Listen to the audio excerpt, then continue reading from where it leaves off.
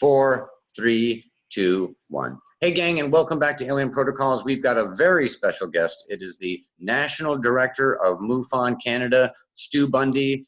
Stu, it's a real pleasure to have you here. Thank you so much for your time. You're welcome. Good to see you again. It was it's only been a short time that we've been apart. We were together last week in the Mojave Desert. It was amazing. I had an amazing time, and I had a real connection with you. I thought you were just such a savvy guy. You bring such this kind of pragmatism and practicality and logic and discrimination to the investigation of this phenomenon. So it was a pleasure to meet you. Well, thanks. That's one of the reasons we were invited. Myself and Dave Palachuk. He's our chief investigator for Canada, and Rob Freeman, who is the leader of the expedition. He invited us to come along and embed ourselves. And I know why, because he said, "Hey, listen, if you guys can come, do your thing, analyze the video, analyze the photos, sort of be the voice of reason, and then if you guys verify it, well, then it just adds credibility to the process and the actual the sessions, the CE5 sessions, and the data." And so yeah, we did that. But I mean, right off the bat, I don't know if you remember, but first time we met, you had this owl feather. It was the very first day we were trying to find where the cafeteria was, and I ran into you, and you had this owl feather, and you said, "Oh, I just saw this massive owl," and I was thinking to myself, "Hey, can you take me there? That'd be great." And then you said, "Hey, why don't I take you there?" I mean, out of the blue. I mean, you didn't have to, because we were both going into the cafeteria, and I thought, I said, "Dude, you just read my mind." He said, "Well, that happens occasionally." So, well, the funny thing is, and I blew it off, and I said, "Yeah, he's just saying that." But then later on in the week, and I'll tell you the other stories, but later in the week, you kind of proved that you had some things going on. well, I appreciate that thought. It was funny, in that moment, I thought, he's thinking he wants to go down and see the owl. I'm going to invite him. That's what I was thinking when you said that. So, and that's weird. I didn't control that thought. The thought just came to my head. He's thinking he wants to go down and see the owl too. So, and we did. And we walked down and looked, didn't we? And then that's how we got into the remote viewing conversation. Yes. And you talked to me about it, and you said you'll be doing a consciousness workshop later in the week, and we'll be doing some remote viewing workshops as well, because everything is tied into making contact. It's raising your consciousness, expanding it, communications, and so I mean, coming from MUFON, we're a science-based, show me the money, show me the data. We in a baseball analogy, we're the catchers.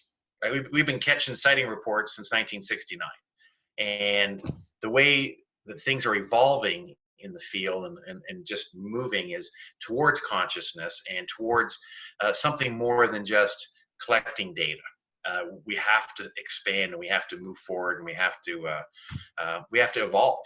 And I think that this is a key part. CE5s, where it's human initiated. Like we're the pitchers.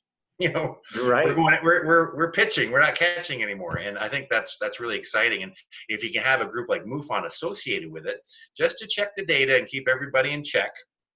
Because you do get people that get very excited and, "Oh my God, that's an ET, hello," and then, well, no, it's a satellite. So, but again, for example, this expedition we just came off of, what was so cool is there was tens of thousands, well, probably about $100,000 worth of camera equipment within the two camera guys, which is Rob Freeman, who was the expedition leader. Charles Lamoureux came from Vancouver with his setup. And what was cool, one time there was a flash in the sky, and we zapped it with the laser pointer, and then it flashed back at us, and we started getting excited, because that's obviously when you start getting excited, because this could be something. And Charles locked onto it, and he said, "No, that is space junk." See, so right away, boom, forget about that one. Let's keep looking, But we saw enough anomalies in the sky that last week that there's absolutely no doubt that it was not a satellite. It was not space junk. It was not the ISS. It was not iridium flare off the iridium satellites. It wasn't any of those things. It wasn't even the Army drone that was circling behind us for the entire week, which we found very strange. But I just think it's amazing too that you're not just back in an office perusing data and case files and pictures and videos. You're out there not only with the groups experiencing and trying to experience, but you're researching. You're out there and you're researching the edges of it. Like you could have not gone to, there was different psychic classes. You could have chosen not to go to these psychic classes and to see if it had any relevance in all of this. So you're really deep down the rabbit hole, and you bring that pragmatism. Before we go into some of the other experiences we saw, could we talk about that psychic class for a minute? Because, I believe, and, our group firmly believes in a bunch of different thoughts about the power of the subconscious to connect to everything in all space and time. And we have these theories and things that I teach in our videos, and that we believe increase this ability, not only to have this psychic, quote unquote, psychic or paranormal or psychokinetic ability, but to improve upon it. And, I represented my philosophy and our group's philosophy there. What was your experience with in terms of that kind of philosophy, that philosophy that we have on this group, not to be, too self-centered, but explain, just corroborate what we did or did not do, for those things. Sure. Yeah, absolutely. There was the first workshop was run by Costa, and it was a consciousness explaining his sort of view of the universe, which is a sort of universal view, and how we need to expand. You did a really good workshop again about universal love, and you started getting into the remote viewing, the psi factor, and then we went into a really hardcore remote viewing workshop, which was so cool. I'm going to just talk. Don't interrupt me, because the people need to know this. So we walk into this workshop, and we're in a circle. It's a great, beautiful, loving circle energy. And Buddy, flops himself down in the middle of the circle, lies on the carpet. He's fooling around with this. It's not an iPad. Maybe it was an iPad. You're fooling around with this iPad, and then you push it off to the side. And then the workshop starts with Rob Friedman, and we put on the goggles, the blindfolds, and we go into meditation. We come out of it. He says, okay, first exercise. Earlier today, Wendy put a colored piece of paper in this envelope, and we went around the circle. Everyone concentrated, and they were going, oh, I don't know, it's like I see blue, I see, red, etc. Everybody went around. They got to you, and you said, well, I just want to let you know that I did this before it even started.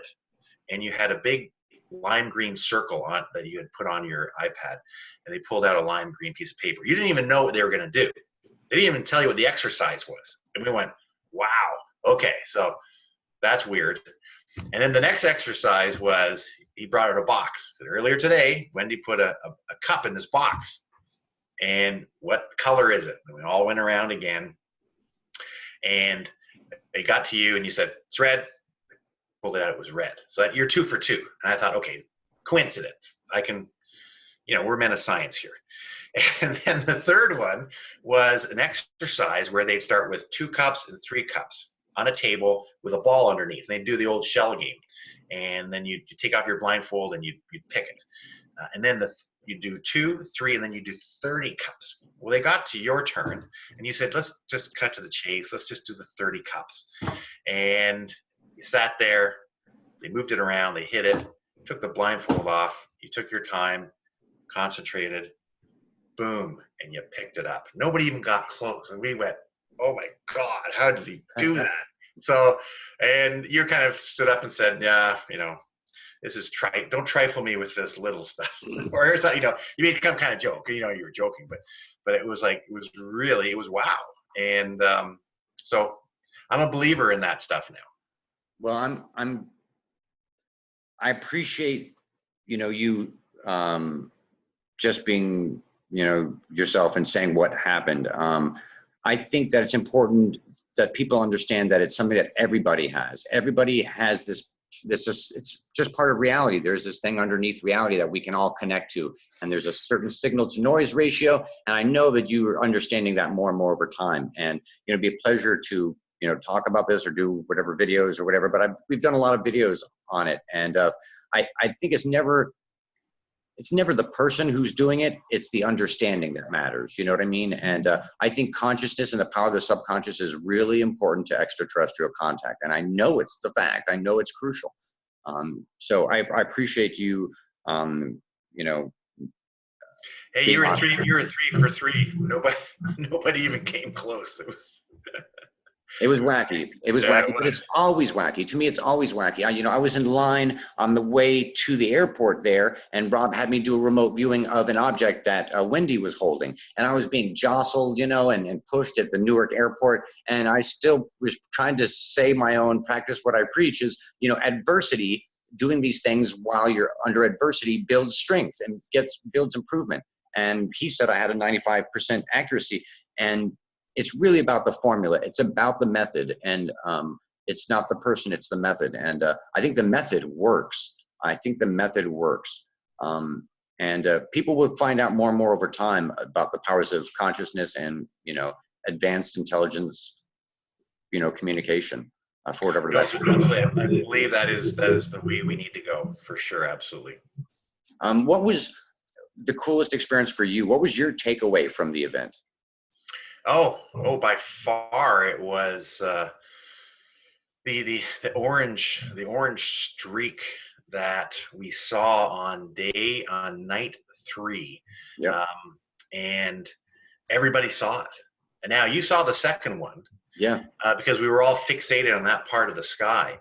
But this was, and we had seen literally by that time probably 75 to 100 shooting stars, meteorites. And we've seen them all the time, and we know what they look like. But this thing was a solid red streak that came down across the sky. It was just, there was no trail, no nothing. And it was after I think we had come out of our second meditation. And again, that was huge, because everything seemed to happen after we'd do a meditation session. Absolutely. And when it was still and everybody was very sensitive, and you'd look up and stuff started to happen. It was, but that was. Now, what was also interesting is, because we analyzed all the video and all the cameras and all the film, this was not caught. Neither of those orbs, those flashes, those streaks were caught on any of the $100,000 worth of cameras. Isn't that amazing? And it just, I know yourself and Rob Freeman and a lot of other people say, listen, if they don't want to be seen, they're not going to be seen. And that's all there is to it. And a lot of times what we notice when they turn the cameras off, say, okay, we've turned the cameras off, all of a sudden you start seeing flashes. And so I get it. But still, being people of science, I need something on film. I need something on video. But I also understand that if they don't want to be seen, they're not going to be seen. And that orb stood out to me as the best single, most obvious incident as well, too, for a couple reasons. One is something else that was a little weird about it is everybody saw that first orb. Everybody, despite the fact that we're all sitting in a circle, everybody saw it. It wasn't captured on any cameras. It was so visually distinct. It was such a big, bright orb. And it was so different than any of the shooting stars that we'd gotten trained to see how the different types of shooting stars and how they operate and how they burn up differently in the atmospheres and stuff. So that was really, really, really fascinating. I don't know if you heard this or not, but the helicopters or whatever those drones were that were following us every single night for 5 hours in those positions, Rob's final night without the group that wasn't on the calendar, it wasn't there. It didn't show up, which I thought was unusual too. Yeah, no, we had asked Rob, he said, listen, are you going to come down one last night? And he said, yeah, I'm going to come down and I'm going to see if that drone is there. Or it could have been, one of the special ops helicopters that, the sound deadening helicopters. But with the fact that it was up for that length of time, we believe it's probably a drone. But that's interesting. I mean, this expedition was publicized. It was public. It was on the internet. Everybody knew, or you could find out if you wanted to, where we were going to be at what times. So I found it interesting that the Marine base, which was 20 miles to the northeast of Joshua Tree, had exercises only on the nights that we were there. It was very unusual. It was very unusual. Now, Stu, you've risen to the director of MUFON Canada, not for just a province, for all of Canada. You have a keen interest in this, and you bring this pragmatism. How did such a logical, kind of pragmatic guy get started in UFOs? Like most everybody else, I was fascinated as a kid. I look back and I believe I may have had some kind of experience as a young child, but and I even went as far as doing a regression session, and the person got to a certain point and said, apparently you're not ready to go any further. so I mean, it is what it is, and that's good because your subconscious will protect you. So but it's been a lifelong fascination, and I was a reporter for a bunch of years, and I got to a point where I could devote some time to this, and I just think it's the biggest story of the world, and I'm pursuing it, and I want to find out answers, and the CE5 thing is for me the next progression. That really is, after being with MUFON for 10 years and interviewing and investigating countless sighting reports, and boy, we've had some strange ones here in Canada. Most recently, we have a crop circle in Quebec. Oh wow! Which our Quebec director Mark St. Germain and his team are investigating. We've taken samples of the actual it was a wheat crop, sent it to our MUFON laboratory in Missouri, and then out on the West Coast, a woman, she was a nurse, and this is strange because she felt an implant in her leg or something in her leg, and she had one of her other colleagues, another nurse, extract it with tweezers, and they were trying to take it off, and it was magnetized. It was stuck to these tweezers. So the one nurse who had the implant, or alleged implant, helped take it off the tweezers, and then the thing started embedding itself in her finger. It had barbs on it. So it's just very weird. So they got it off the finger. They put it into a canister, and we have that also sent to our lab. So that's going to be interesting to get the results back from that. Wow. So that's just basically what's happened recently. These are really fascinating, intriguing cases. You're kind of blessed to be in this position, aren't you? Well, yeah, it's sort of like a bit of an insider. We get to see what's going on. Most of the time, it's just, we get 60, 70, 100 sighting reports a month in Canada. We're kind of like California. We're the same sort of population. So California gets usually 100 sightings, a month. We get about 100 sightings, 75 to 100. Most of them are just, hey, I saw a light in the sky. Can you tell me what it was?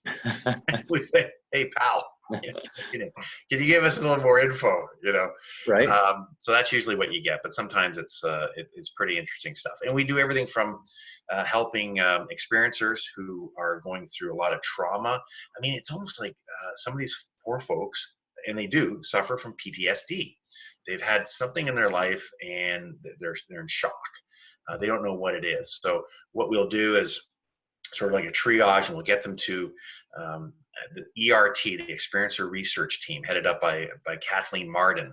And Kathleen Marden is famous for being the niece of Betty and Barney Hill, the first real experiencers in the 60s in New Hampshire. And Kathleen's devoted her life to helping people, and she's an experiencer herself. So she runs this team. She has a doctor, George Medich, on her team, and a whole bunch of other people. So we try and get them there, and then from there to, a certified clinical psychologist if need be. So that's on the experiencer side. And then on the other side, the witness side, we try to figure out what it is, and we let the people know. Sometimes they don't want to know. It's easy with for example, there's a software called Stellarium, which shows you all the satellites and the International Space Station and the planets and the stars. It's easy to our first check is go to Stellarium. Okay, boom, boom, boom. Witness was pointing there, this and that. Okay, it's the International Space Station. You get back to them and they say, no, you're wrong. I'm 100%. It's one guy said, I'm 100,000% sure it was an alien craft. I mean, how can you say that? You know, You can't deal with. You can't. You know, they're committed. You have a lot of challenges in your research and in your position. Psychological challenges, practical challenges. I'm sure financial challenges. You know, ultimately, I think you would hope that people would just want to know the truth, regardless of whether it's a good truth or an ugly truth or a. Right. No, most people do. Most people are great. It's just you get the odd. It's like anything else. I mean, with the UFO field, you have a slightly wider or larger, I call it lunatic fringe, but you have that with anything. I mean, I'm a Toronto Blue Jay fan, and there's some incredibly crazy fans that all they do, they sit around, they do stats all day, and the Blue Jays, and who was their first pitcher on opening day in 1977? I don't know. You know, so it's the same sort of thing, right? Every field has their fanatics, their fans. It just seems to be this one, it's a little bit larger on the fringes. It really is. Well, it's amazing that you know, and we were lucky too on this trip that we had such a small group. It wasn't a huge conference. It was an intense group of hand-picked people, really select people. And you kind of described why you thought you were selected to be there. I think a lot of different people were selected to be there for different reasons.